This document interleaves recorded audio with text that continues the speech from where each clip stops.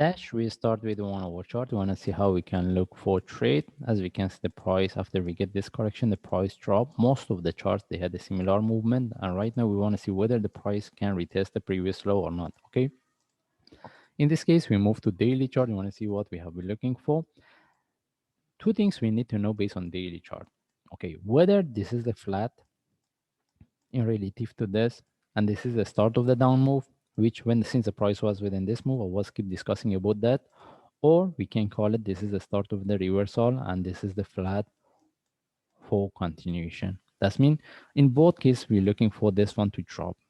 For the first case, we can expect the price to retest the previous low, but for the second case, we can expect this one turn to deeper move. Then any reversal from there, we look for buy.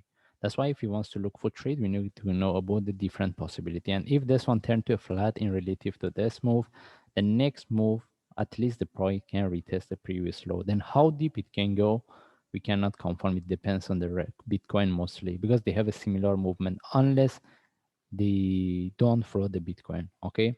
And because this down move was because of the Bitcoin, most of the charts, they have a similar movement, all right? And even if we don't care about the Bitcoin, if this is the one flat in relative to this, the next move, how deep it can go, if we want to put this one in relative to this, we cannot expect the next move can be as sharp as what we have here. Okay, that's why we cannot confirm. That's why we put at least the price to retest the previous low. Okay, now we want to see what's the next and how we can look for trade. If we move to forward chart, if we refer to our analysis in my last video, since the price was within this move, I was keep highlighting for the price to drop. And exactly this is what we get. And right now, if we want to look for buy, the best thing is this one retest the previous low. We put this two in relative to each other.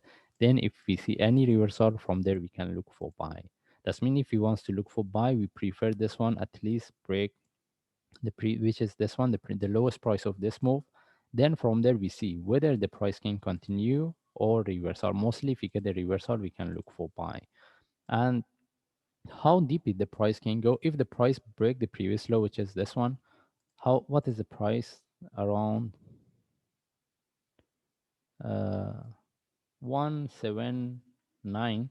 If the price break around 180, the next level we're looking for is 173.2. And if the price break the previous with the lowest price of this move, the bigger one, we can expect the price even drop to 16.6.